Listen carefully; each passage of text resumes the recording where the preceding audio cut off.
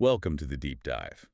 We're the place you come to make sense of really dense source material, investigation reports, obscure code, psych profiles.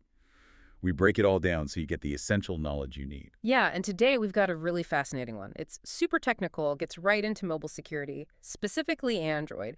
We're looking at how a pretty fundamental assumption about Android app isolation might be, broken. It's this classic clash, isn't it? You've got these two completely different strands of information. Exactly. On one hand, you have the gold standard, this official cybersecurity investigation report, VCD 2250929-001, super detailed, meticulous breakdown of a proof of concept tool. Calls it KnobGoblin. Right, KnobGoblin. And this report says it found a major vulnerability, like a zero-day level capability gap in how Android sandboxing works. Pretty much, yeah. High-risk stuff. But then there's the other side. The human element. Yeah. We've got this deep psychological profile of the person who allegedly wrote and released KnobGoblin. Goes by WhosYourDaddySec online. Or Sebastian Alexander. Username at Ghost Aptitude. And here's the rub. The credibility. Rock bottom. Like, the security community rates this person's claims overall a 1 out of 10. Dismissed. Ignored, mostly. So that's the challenge for us and for you listening. How do you reconcile that? You've got this technically brilliant, verified exploit framework. Sounds like a serious risk. Definitely a risk. Coming from someone nobody trusts. Yeah. It's like cognitive dissonance central. It really is. We have to separate the signal from the noise. The signal is the KnobGoblin script itself. The investigation confirms it works. It demonstrates a real capability gap. That threat is real, regardless of who found it. But the noise, the author's persona, their motives, why they disclosed it this way, that's crucial context too, right? It affects how the information spreads, how it's received. Absolutely. It's about separating the threat from the theater surrounding it, because there's definitely some theater here. Okay, let's unpack this. All right, let's ground ourselves. Where did this all start, the specific artifact? It kicked off with a Pastebin post, September 27th, 2025, titled KnobGoblin 7 of 17, author, Who's Your Daddy Sec? 7 of 17. Okay, so right away that suggests this isn't a one-off. It's part of a series, like more stuff is coming. That's the implication, yeah. A planned disclosure, maybe a larger toolkit. So the investigation team, led by someone named Velma in the report, immediately jumped on the bash script in that Pastebin. That's KnobGoblin. And the big picture finding, the executive summary. Okay, basically this script lets you set up a whole Debian Linux environment inside Termux. Termux is just a normal Android terminal app. You don't need special permissions for it. Wait, hold on. You can install Debian, like the operating system, inside a regular Android app without rooting the phone. That's the shocking part. Yeah, no root required. That's what immediately flags this as a big deal. Because the whole Android security model hinges on apps being stuck in their little boxes, their sandboxes, right? They shouldn't be able to just install another OS inside themselves. Exactly. That's the fortress wall. And this script seems to have found a way to build a whole functioning village inside one room of the fortress without ever needing the master key, which is root access. So how does it do it? That's the core question, isn't it? It is, and that's what Evan Chen's part of the investigation focused on. The report calls it a sandbox escape-in function, not privilege. It's not getting root powers over the whole phone. Okay. But inside its own little bubble within Termux, it achieves OS-level functionality. It can run standard Linux tools, manage its own processes. It's functionally independent, even though it's still technically running within the Termux app sandbox. And the first thing it does with this newfound freedom? Sets up a PKI, a public key infrastructure. A whole chain of trust. root CA, intermediate, leafs. The works. All generated and managed locally inside that Debian environment within Termux. Completely separate, completely autonomous from the Android system's own list of trusted CAs. That sounds bad. Yeah. What did the investigation team classify the threat level as? They rated it high research, high risk. Not because it immediately hacks your phone, but because it proves this capability exists. It demonstrates a way to operate cryptographically, set up secure channels, authenticate things, completely under the radar of the main Android OS security logic. So any monitoring that relies on the standard Android trust store, it's blind to this. Pretty much. If you have mobile device management, MDM, that looks at system trust, it won't see this rogue PKI operating inside Termux. Okay, so enabling framework, that's the term they use, tier 2 plus, it's not the whole weapon, but it's a critical component. Exactly. It needs a delivery mechanism. Someone still has to get the user to install Termux, run this script. It's not self-propagating, but the core mechanism, the bash script itself. Para, the code feasibility expert on the team, she confirmed it works. It does what the author claims. So the code is solid. That's the key validation. That's what makes it serious. It moves from crazy claim on Pastebin to verified high-risk capability gap. And it wasn't just one person looking at it. You mentioned Evan Chen for the sandbox escape, but there was Yuki Sato on crypto, Aisha Khan on network stuff. Yeah, Anika Patel on threat intel, Dragon looked at legal, Sarah McDonnell on forensics. It was a proper multidisciplinary team. They threw a lot of expertise at this to make sure they understood it properly. Which tells you they took the technical aspect very seriously, regardless of who dropped it online. You have to. If the exploit works, the exploit works. Doesn't matter if the person who published it is credible or not. The capability is now out there. Okay, here's where it gets really interesting. Let's dig into that functional bypass. You mentioned Termux, Prut, and debootstrap. How do those three work together to pull this off? Maybe an analogy. User space Crute sounds a bit technical. Okay, think of it like this.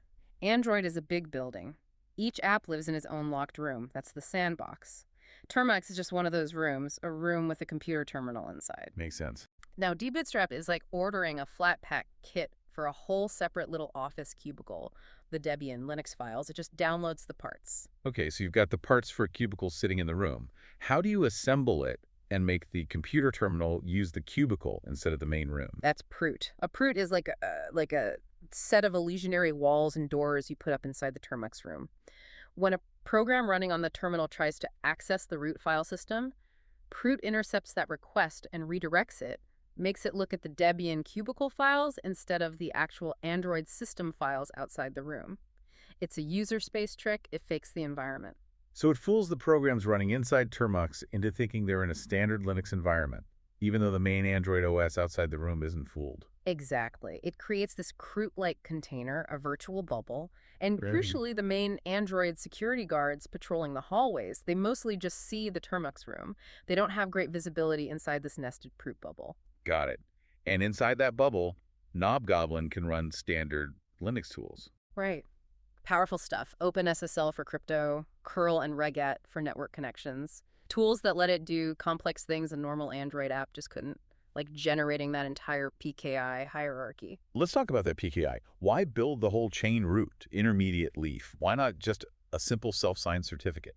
Seems easier. Well, a single self-signed cert is often a red flag for security tools. Building the whole hierarchy gives it a semblance of legitimacy, at least internally. The root CA is like the ultimate authority within the bubble. It signs the intermediate CA, which acts like a manager. And the manager can issue lots of specific credentials, the leaf certificate. Exactly, for different purposes, different connections. And because OpenSSL running inside the bubble checks this chain against the root CA that's also inside the bubble, everything validates perfectly. Locally, it looks totally trustworthy. Even though globally, on the wider internet or even to the Android OS itself, it's completely unknown and untrusted. Precisely. And that internal coherence, as Yuki Sato's crypto analysis pointed out, is what enables sophisticated attacks. It allows for what looks like proper, mutually authenticated TLS sessions, all originating from this hidden environment. Okay, now for the really sneaky part you mentioned. The non-standard stuff in the certificates. The custom OID and that heavy padding. What's the deal with the OID first? 1.2, 0.3, 0.5, 0.6, 0.7, 8.9, and ghost off the 7 Cs. So OIDs, object identifiers, are usually standardized codes within certificates. They tell you things like what hashing algorithm was used or the policy behind the cert. They're meant to be unique and registered. So making up your own is like writing your own rules on a form. Kind of, yeah. It's Right. non-standard, a fingerprint. Oh. But the real kicker is the padding. KnobGoblin apparently injects about 1,000 bytes of null padding, basically empty space, into multiple extension fields within the certificate. Right. And it's base 64 encoded. 1,000 bytes. That's a lot of wasted space in a certificate. Well- What's the point of bloating it like that? But it's not wasted if your goal is stealth. This is where Aisha Khan's network analysis comes in. That padding is perfect for hiding data steganography. A covert channel. Exactly. You can encode command and control signals, small bits of stolen data, instructions, whatever you want into that padding. It gets encrypted along with the rest of the TLS traffic. So security tools monitoring the network might just see a valid albeit slightly large, TLS certificate exchange. They wouldn't necessarily see the hidden message tucked inside. That's the idea. Especially since it's base 64 encoded, it won't look like plain text. It's a way to sneak C2 traffic past inspection points that aren't specifically looking for data hidden inside certificate structures. Nasty. Is that the only use for the padding? No, there's another angle Yuki Sato flagged: fuzzing and denial of service. How does padding help with that? Well, not all systems are built to handle weirdly structured or oversized certificates gracefully, especially older servers, embedded devices, maybe even some browsers. If you flood them with these bloated, non-standard certificates with huge padded extensions. You might crash their certificate parsing code, cause errors, maybe even knock them offline. Potentially, yes. Buffer overflows, resource exhaustion. It's a way to attack the system processing the certificate rather than the encryption itself. It's a clever dual-use technique. Covert comms, or a DOS tool, baked into the same mechanism. Okay, one more capability. Forcing older protocols. How does that work? Right. The script includes tests using curl again, the Linux version running inside the proof bubble, specifically trying to force connections using TLS 1.0 and 1.1. But modern Android blocks those, doesn't it? Yeah. They're deprecated, full of known holes. The main Android OS does, yes. Its network stack, its trusted libraries, they enforce TLS 1.2 or 1.3. But remember, KnobGoblin's curl is running inside the Debian bubble, using the potentially older OpenSSL library that came with that Debian version. It's bypassing the Android OS's security policy enforcement. So it can intentionally negotiate weaker protocols that the main OS would forbid. Exactly. It effectively creates a little time machine inside the phone, allowing it to talk TLS 1.0, 1.1 to servers that might still support them, even if the phone's main OS wouldn't allow it. Which opens the door to replaying old attacks. Things like Beast, Poodle, weak cipher suites, stuff that relies on those older protocol versions. That's the risk. If the server on the other end is also vulnerable or misconfigured, KnobGoblin provides the client-side capability to exploit those legacy weaknesses, completely bypassing the phone's built-in protections. Wow. Okay, that independence from the OS trust and policy is clearly the fundamental danger here. All right, let's pull these threads together. The report highlights three main risks from KnobGoblin's capabilities. Let's systematize them. Okay, risk number 1. Covert channels and data exfiltration. We've hit this already. The rogue PKI allows for authenticated sessions invisible to the OS, and the certificate padding provides the hidden bandwidth. C2 signaling, dripping out small amounts of sensitive data from the Termux environment. That's the prime use case. And like Aisha Khan's team pointed out, it might be low volume, but it's sneaky, harder to detect than a big, obvious data leak. Definitely. Risk number 2, fuzzing and denial of service. That's using the oversized padded certificates not for hiding data, but as weapons to crash or overwhelm systems trying to parse them. It could be browsers, servers, network appliances, anything that has to process those X.509 certs. Potentially quite disruptive, especially if launched from many devices at once. Could be, yeah. And risk number 3, downgrade attacks. Using the isolated environment to force negotiation down to weak, deprecated TLS versions like 1.0 or 1.1, enabling the replay of known historical exploits against servers that still support those old protocols. Okay, those are three solid validated risks. And just to reiterate the classification. Tier 2 plus enabling framework. It's the toolkit, not the full weaponized exploit. It doesn't handle getting onto the phone or staying there. But it proves a zero-day class capability gap. Meaning the underlying technique, the way it uses Termux and Brute to break functional isolation, that's the novel part. Exactly. Evan Chen's analysis suggests it's less about a specific bug in Android's kernel and more about an architectural weakness in how these user space virtualization tools interact with the sandbox model, a weakness that could easily be paired with other exploits later on. Now, the report also touches on the legal and ethical side, right? Especially with that padding feature, Dragon's input. Yeah, that was a big concern. While finding and disclosing vulnerabilities can be ethical hacking, the padding capability is problematic. Being able to embed arbitrary hidden data inside a legitimate-looking certificate. That raises red flags under data privacy laws like GDPR or PEPIDA. Because you could potentially hide personal data or sensitive communications in a way that's really hard for compliance tools to detect. Precisely. It muddies the waters significantly. The report basically says this feature is legally risky. Don't even think about using it on live systems without explicit consent because the potential for misuse under privacy regulations is just too high. Fair enough. And looking beyond just this one script, 7 of 17, plus the author using hashtags like hashtag WhosYourDaddySec. Yeah, it strongly implies a bigger plan. This isn't likely an isolated discovery. The author seems to be building towards something, releasing pieces strategically, maybe for maximum impact or attention, mimicking how groups like GoSec have done disclosures in the past. So even if this specific script isn't a full Tier 1 exploit, the underlying technique is serious, and there might be more components coming down the pipe. That's the assessment. The technical quality of KnobGoblin itself, despite everything else we're about to discuss regarding the author, suggests that future releases in this series, if they happen, could be equally or even more significant. We have to assume the next script might be the one that bundles delivery or persistence. Okay, let's make that pivot now. We've established KnobGoblin is technically sophisticated, a genuine risk. Right. But the person who dropped it, Sebastian Alexander, or at Ghost Aptitude, the profile paints a very different picture. It really does. It's jarring. This is someone who self-describes as being linked to GhostSec, a known hacktivist group name. Their online posts are almost entirely focused on claiming zero-day exploits. Specifically in areas related to KnobGoblin. Exactly. TLS 1.3, Android userland stuff, especially using Termux. So there's a thematic consistency. The claims match the topic of KnobGoblin. But the reception of those claims is where it falls apart. You mentioned the low credibility score. The profile talks about a low engagement echo chamber. Yeah, it's striking. Only like 35 followers on the analyzed account. Posts often get fewer than 50 views. This isn't someone influential or respected in the cybersecurity community. And most of their activities just dumping links. Over 70%, according to the analysis. Links to Pastebin, Pastebin.code, snippets, scripts, logs, usually with sensational titles. But without the crucial context, proof, or explanation, the community needs to actually validate anything. So let's talk about those claims versus reality. The profile mentions claims of TLS 1.3 RCE, SSH auth bypass, even backdooring government logins, but peers call it fake or delusional. What's the disconnect? How can someone write KnobGoblin and also make claims that are so easily dismissed? This is the million-dollar question, isn't it? The analysis suggests a fundamental misunderstanding, or maybe misrepresentation, of what they're actually achieving. Like confusing local execution with a remote hack. That seems to be the core issue highlighted. When Alexander posts a demo of, say, a TLS exploit, the evidence suggests they're running a script on their own device, probably within that same Termux Proof setup, and then presenting the local output as if they've successfully compromised a remote server. So they're demonstrating the tool's capability in a controlled local environment, but claiming it as a successful external attack. That appears to be the pattern. Confusing the potential of the sandbox escape with actual remote code execution or bypass of external systems.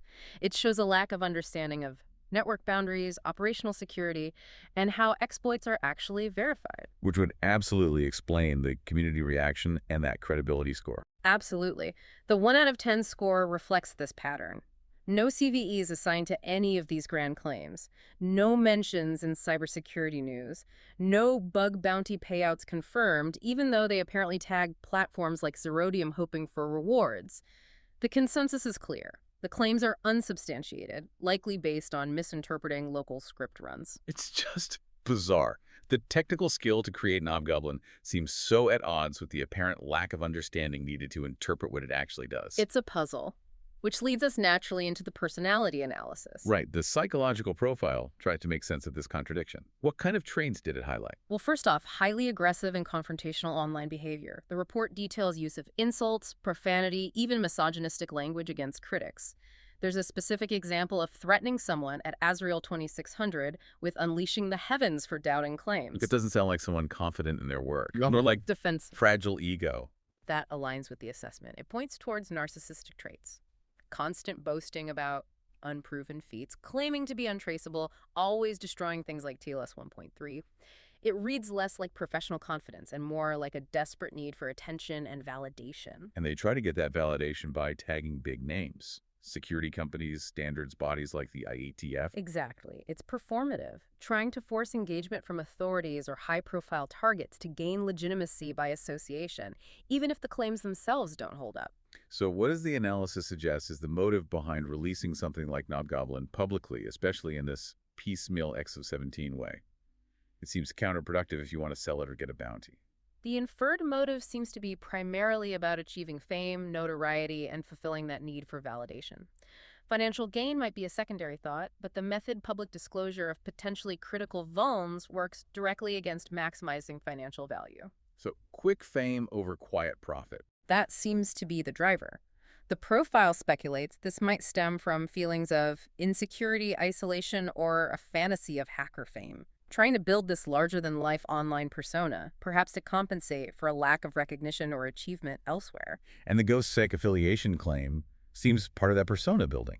Very likely. The report notes an active identity dispute with other users, one specifically named at Sebastian Alex, publicly calling it Ghost Aptitude a fraud LARPing as GhosTsec. LARPing live-action role-playing.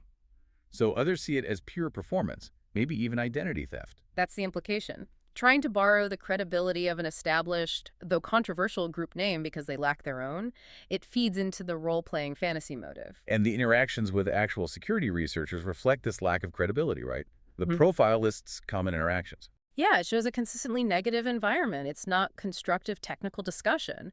You see examples like at Epieri being sarcastic, so scary playals, no hacks, at Driftini demanding proof that never materializes, at Bedros providing straightforward technical debunking. So the people who do understand the tech are consistently pushing back, saying, this doesn't add up, or show us the evidence. Exactly. It confirms that despite the technical potential of some code like KnobGoblin, the author's broader claims and persona are just not resonating or being accepted by the knowledgeable community. They're seen as noise, maybe delusion. Which brings us back to that core conflict. Mm-hmm. The technically sound tool versus the incredibly unreliable source.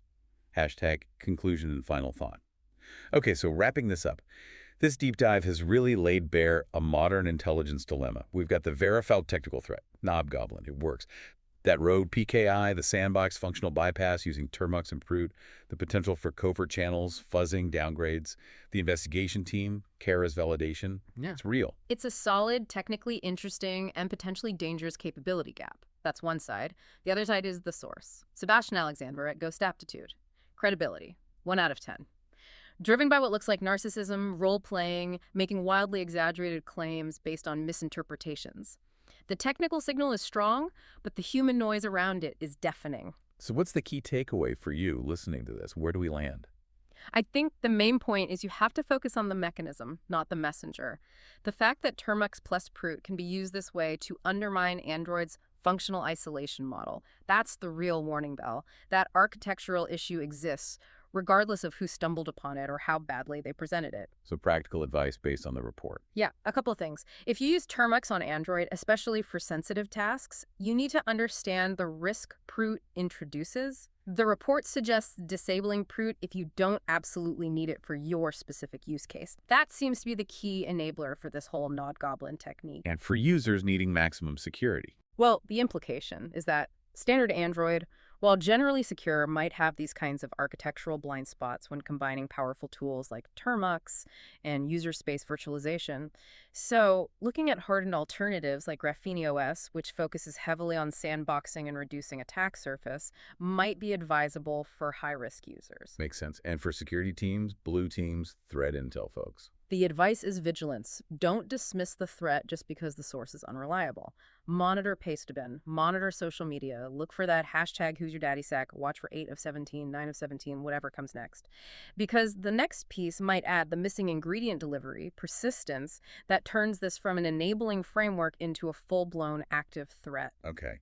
Which leads to a pretty provocative final thought, doesn't it? It does. We have the situation where a genuinely concerning technical capability is published by someone the security community has largely learned to ignore because of their track record of noise and hype.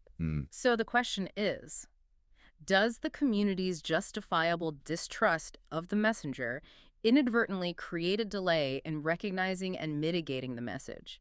When everyone's rolling their eyes at the author, does that give malicious actors who do recognize the technical value a head start in weaponizing the technique before defenders fully internalize the risk? Does the cry wolf dynamic around the author actually make us less prepared for the real wolf when it finally appears in their Pastebin?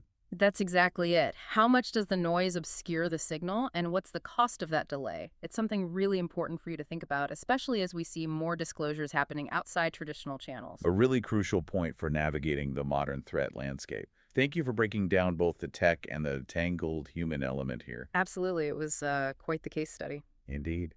And thank you all for joining us on this deep dive. We'll catch you next time.